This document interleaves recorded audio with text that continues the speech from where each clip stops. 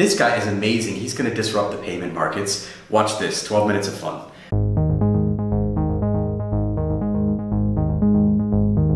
So Calcutta, why Calcutta? How did you get to Switzerland? So currencies hired me in Calcutta. They brought me here in 2005 as a developer. And since then they continue to love me and I have been here. So you're a developer, you can actually do things. Yes. Not a banker. I love that. I love that. I actually moved a lot career-wise. So from a developer, I moved into architecture, then into project management. Then when I left, I was a senior program manager at currencies. Yep. I was managing a large portfolio. And then you left your job a year ago to join this incubator. Yes. In Zurich, FTech. Yes. Yep.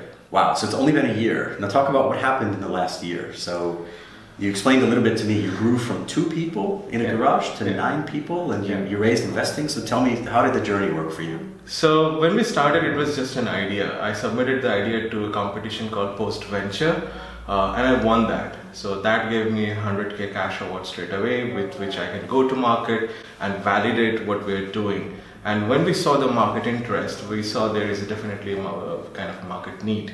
That time I joined F10 where the idea got into a shape of a business model, business plan and everything. Was that planned to join a place with a payments sponsor? Yes. Because you're a payments guy in your heart, right? So I categorically chose F10 for that because it was run by 6.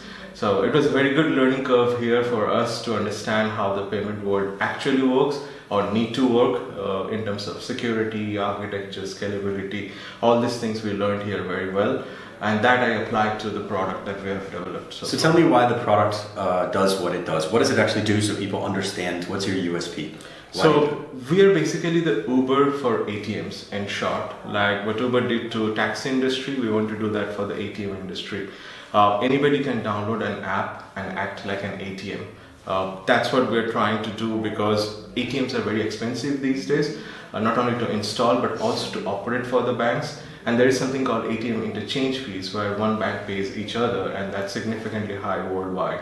So we want to disrupt that ATM market by having a peer-to-peer solution by which we can recycle the cash. And so you have got some extra cash that you may not need it, but I need it because I need to go to a bar tonight. So we can exchange that and have the both ends.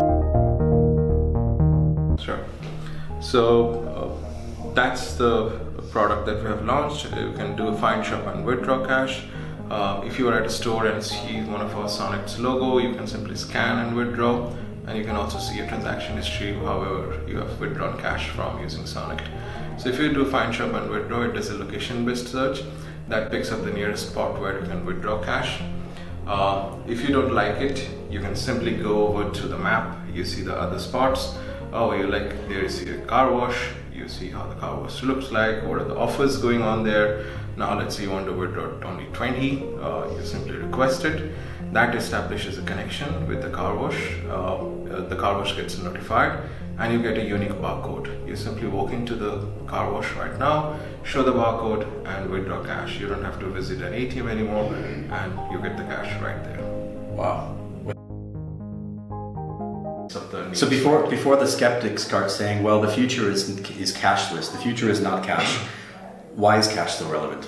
Well, I totally agree with the future is cashless, but perhaps 50 years from now, because 85% of global consumer payment is still done using cash. That's after half a century of plastic cards and almost a decade of mobile payments.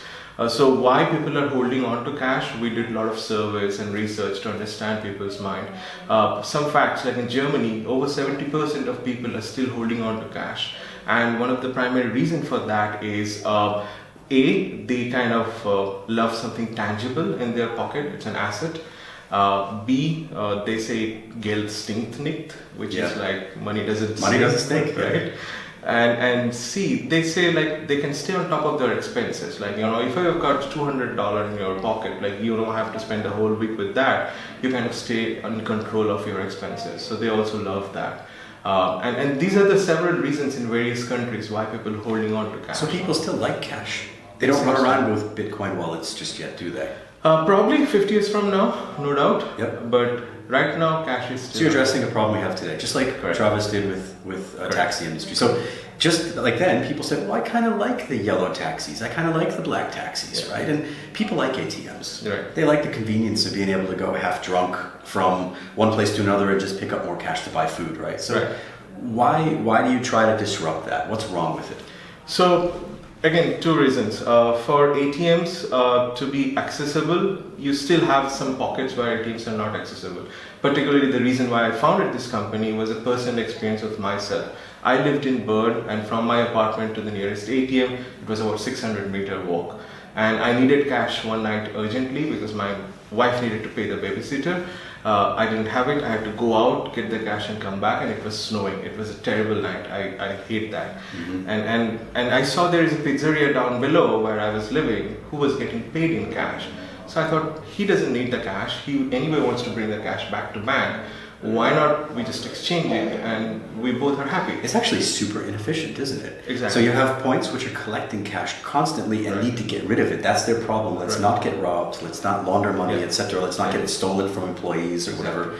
And then you have other places who just constantly need cash, private consumers. So you just short circuit this. Correct. So we are basically a location-based on-demand service or a matchmaking platform that connects those who want to withdraw cash in real time with those who want to deposit cash. That's actually interesting. So when the ATM was conceptualized, what was that, in the 40s, 50s, 70s? 50 years ago. It's quite 50th old. anniversary. So it was because you needed that secure connection to a bank. Right. And only the bank, then it was actually physical cables under the ground, wasn't it? True. So only the bank could say, does this person, are they really authorized to take this money out of their account? Yeah. But now you can connect people to people, right? True. And the reason being technology has advanced so far because the technology that was the security and everything that was available with those wires and the physical infrastructure is now available on your smartphone. So that has enabled us. So the infrastructure is with everybody now. Exactly. Don't need a cable. Correct. Wow. So what are your plans for growth? Where have you launched? If you could describe the product to people. Sure. And then where have you launched and where are you going next? So we launched our product about 3 months ago in Zurich. In just a quarter, we have grown to 70 virtual ATMs. So they are like bars, restaurants, bakeries, car wash. These are the places where you can now withdraw cash. We're now expanding to Winterthur. We have a few plans of other cities like Geneva and Lausanne and Bern and Basel. So we want to be in whole Switzerland by the end of this year. That's our target. And we're That's quite fast. So a very developed nation. Correct. Attack the whole thing. Right. A year done. Correct. And Switzerland is our literally pilot test market for the global vision that we have for our company. What's your global vision? So we are expanding to 4 countries next year. Germany, Austria, Italy and Spain. Mm-hmm. The main reason being these countries are pretty much cash heavy as of today and they have got the infrastructure like smartphones and people actually willing to do that. Mm-hmm. So that's where we are expanding next year and we also want to take it to Asia and Latin America where we have a few conversations. So people will be also a little bit skeptical on the Uber thing, right? Everybody says they're the Uber, they're the Airbnb, they're the Google of whatever. What are the parallels between you and Uber? It's like anybody can become anything. So when Uber was launched, nobody thought I could drive a taxi if I need money. So here also the shop owners that we are talking to right now are happy. Oh, I could also be an ATM, which was not possible earlier because they make a small fee off of that. Of course, there's a commission fee that they make. They have 3 value props actually. So they not only get rid of the cash but also earns money per transactions. And also the biggest one is bringing more people to the shop basically. So more foot traffic based on their rating, their social rating of cash provider. Correct. Wow, it's really good. So you gave me a statistic before on Uber. So in terms of your funding rounds, you've raised almost $500,000 now, a year after you started from idea phase. Yeah. So you're doing really good as a startup founder, respect. But in your future plans, what are the plans for raising cash? Yeah, I want to grow pretty fast. I don't want to grow organically country by country. I want to be everywhere and known at everywhere pretty fast. That's why I'm raising significant capital as well at the beginning of next year, going for my 7 million Series A round. I want to span to 4 countries immediately. Mainly it will go into 15% legal and operations, like the license costs. 55% will be marketing and sales. So it's, pushing it hard into the market. So what does the world look like when this is in Germany, right? So in Germany today, you've got lots of mostly black Mercedes are the taxis, right? So they have a little taxi sign on top with a light on it. And that's how it looks. Although Uber has significantly intruded, so you see more private limousines driving around you. What does the world look like? Do you have less ATMs, less banks? Yes. I think this physical infrastructure will no longer be needed in future, and the banks are also recognizing that. So the banks that we are talking to has kind of a branchless transformation strategy, and we are kind of coming in and helping exactly there. We tell them, hey, don't piss off your customers, because if you pull off an ATM, customers get unhappy and they typically switch to another bank. So don't lose your customers by doing that. Deploy our solutions, retain your customers, and then pull off your physical infrastructure like ATMs or bank branches. Well, so in terms of cost of acquisition and scaling, are you similar to Uber in that aspect? In terms of marketing cost and how you acquire? Yes, pretty much the same. Because we have Uber had actually one end of the equation, which is like onboard the taxi driver and then have the users use it.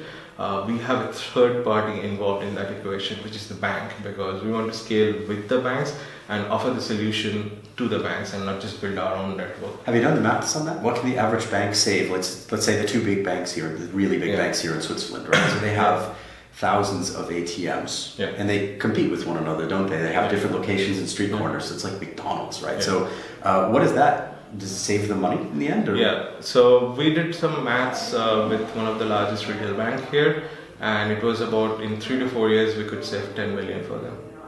Within 3 to 4 years. So they start taking out ATMs, which require people to service them, bringing cash. It's dangerous business. They carry guns, right? So you take that all out of society. That sounds good, actually. It sounds really good. What do you need the most right now from people? In terms of asking for support or asking for, are you running a pilot that they can engage in? I guess if they're American, not. If they're British, not yet, right? How does it work? So I think the best thing that I could learn is from a global regulation perspective. I'm already talking to many lawyers right now to understand what are the entry barriers in which country which might stop us to do this business, like cash handling and stuff like that.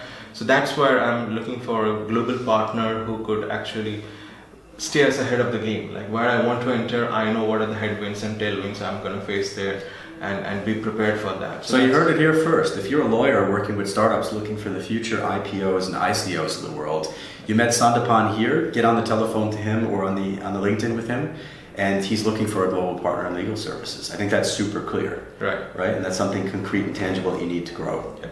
It's funny, right? Because you always think people don't want lawyers, they don't want accountants, but in the end, we need them, don't we? True. Valuable. The thing is, you either do it when you are in a mess or you do it preemptive. I want to do it preemptive. Nice. I'm super impressed with your business model. It's very good. You're so open about it. It's great. Thank you so much for coming by. Thanks, Ed, for having me. All right. Thanks so much.